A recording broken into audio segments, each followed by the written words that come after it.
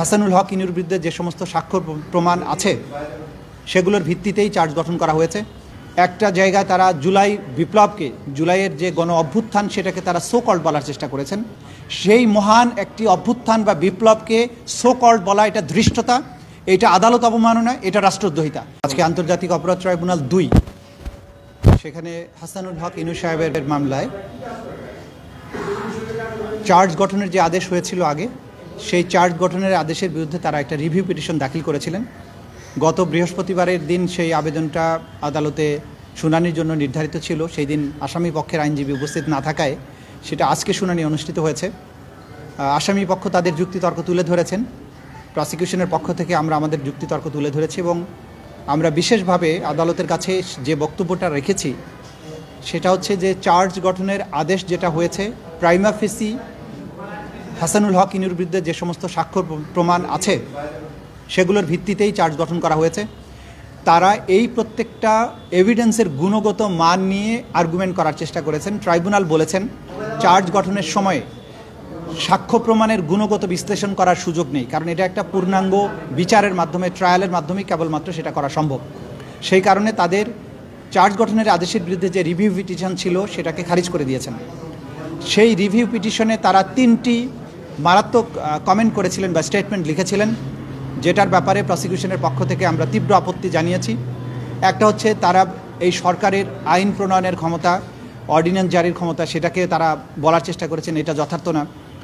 একটা জায়গায় তারা জুলাই বিপ্লবকে, জুলাইয়ের যে গণ অভ্যুত্থান সেটাকে তারা সো কল্ড বলার চেষ্টা করেছেন এবং এই দুটো শব্দ বলার মাধ্যমে আমরা বলেছি যে তারা শুধুমাত্র আদালতের অবমাননা করেননি, একই সাথে রাষ্ট্রদ্রোহিতা এবং জুলাই বিপ্লবকে ছোট করা, এটা সেডিশাস, কন্টেমশাস এবং এটা কোনো অবস্থাতেই গ্রহণযোগ্য না। তারা রাষ্ট্রের অস্তিত্বের বিরুদ্ধে অবস্থান নিয়েছেন এবং তারা এই সমস্ত কথা বলার মাধ্যমে প্রকৃত অর্থে জুলাই আগস্টে যে গণহত্যায় তাদের সম্পৃক্ততা সেইগুলোকে জাস্টিফাই করার চেষ্টা করেছেন। আদালত সেগুলো আমলে নিয়েছেন এবং তারা বলেছেন যে এই তাদের যে কমেন্টগুলো, সেই কমেন্টগুলোর ব্যাপারে আদালত তার অবজারভেশন, তার পর্যবেক্ষণ, তার আদেশের মধ্যে এটা থাকবে। আজকে সেই রিভিউ পিটিশন খারিজ হওয়ার পরে আমাদের যে সূচনা বক্তব্য অর্থাৎ ওপেনিং স্টেটমেন্ট সেটা উপস্থাপন করা হয়েছে আদালতে।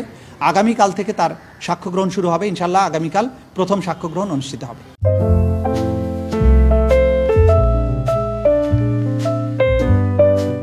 বিচার প্রক্রিয়া নিয়ে যেগুলো ক্রিটিসিজমের আইনসম্মত সংজ্ঞা আছে, উপায় আছে, সেগুলো অবশ্যই করা যাবে, কিন্তু কোনো বিচার প্রক্রিয়াকে চ্যালেঞ্জ করা, যে রাষ্ট্রের ভিত্তি আজকে বাংলাদেশ নামক রাষ্ট্রটা যে জায়গায় দাঁড়িয়ে আছে সেটা জুলাই অভ্যুত্থানের মাধ্যমে অর্জিত আরেকটি বাংলাদেশ। সেই মহান অর্জন, যে অর্জনের পেছনে 1400 মানুষের রক্তদান আছে, 25,000-এর মতো মানুষের অঙ্গহানি আছে, অজস্র মানুষের চোখের পানি ঝরেছে, অনেকে কারাবরণ করেছেন, আদারওয়াইজ নিপীড়িত হয়েছেন। সেই মহান একটি অভ্যুত্থান বা বিপ্লবকে সো কল্ড বলা এটা ধৃষ্টতা, এটা আদালত অবমাননা, এটা রাষ্ট্রদ্রোহিতা। এই ধরনের কথা আদালতে বলার কোনো অধিকার কোনো আসামির নেই। এই আদালত যেখানে বিচার অনুষ্ঠিত হচ্ছে এটা গণপ্রজাতন্ত্রী বাংলাদেশের সংবিধানের অধীনে প্রতিষ্ঠিত একটা আদালত। এই ট্রাইব্যুনালের যে আইন সেটা 1973 সালে স্পেশাল একটা আইন, ক্রাইমস ট্রাইব্যুনালস অ্যাক্ট 1973, এটা সংবিধান দ্বারা সুরক্ষিত। এই বিপ্লবকে, এই আন্দোলনকে, এই আইনকে চ্যালেঞ্জ করে এই আদালতে দাঁড়িয়ে কোনো কথা বলার অধিকার কোনো আসামির নাই, সেটা অবশ্যই রাষ্ট্রদ্রোহিতা হবে। আইনের পরিকাঠামোর মধ্য দিয়ে তার যে সমস্ত রাইটস আছে সেগুলো তিনি পাবেন। এই আইনের পরিকাঠামোর মধ্যে তিনি সাক্ষ্য, তার পক্ষের যে সাক্ষ্য আছে সেটা উপস্থাপনের সুযোগ পাবেন।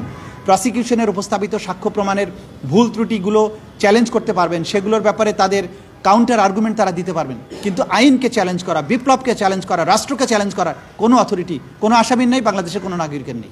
আদালত বলেছেন যে না, এই মুহূর্তে কন্টেম্পট আমরা না করলেও তাদের এই কমেন্টগুলোর ব্যাপারে আমাদের অবজারভেশন আমাদের আদেশের মধ্যে থাকবে। আচ্ছা, আপনার প্রথম প্রশ্নের জবাবে আসছি। এই সপ্তাহে আরও বেশ কিছু তদন্ত রিপোর্ট এবং ফর্মাল চার্জ দাখিল হবে বলে আমরা আশা করছি। সুতরাং ব্যক্তিগতভাবে যে সমস্ত যারা টপ কমান্ডার ছিলেন তাদের মামলাগুলো যেগুলো তদন্ত শেষ হয়েছে, এই সপ্তাহে আমরা আশা করছি কয়েকটি তদন্ত রিপোর্ট এবং ফর্মাল চার্জ আদালতে দাখিল হবে। আর দ্বিতীয় যেটা বললেন, ভারতের কাছে অপরাধীর প্রত্যার্পণের ব্যাপারে যে বাংলাদেশের রিকোয়েস্ট সেটা করা হয়েছে। রেড নোটিশ অন্য জিনিস, রেড নোটিশ করে ইন্টারপোল, কিন্তু বাংলাদেশ যেটা করছে সেটা ভারতের সাথে অপরাধীর বহিঃসমর্পণ চুক্তির আলোকে তাদেরকে ফেরতের জন্য রিকোয়েস্ট করেছে। ভারত সরকার বলেছে তারা এটা পর্যালোচনা করছেন। বাংলাদেশ সরকার রাষ্ট্রীয়ভাবে তার ডিপ্লোম্যাটিক চ্যানেল ব্যবহার করে, রাষ্ট্রের যত মেশিনারিজ আছে সেগুলোকে ব্যবহার করে এই সমস্ত সাজাপ্রাপ্ত পলাতক আসামিদেরকে বিদেশ থেকে বাংলাদেশে ফেরত আনার ব্যাপারে যা যা করা দরকার রাষ্ট্র সবই করছে, এবং একটা সময় যখন সফল হবে তখন আপনারা বুঝতে পারবেন যে পেছনে কী কী তৎপরতা ছিল।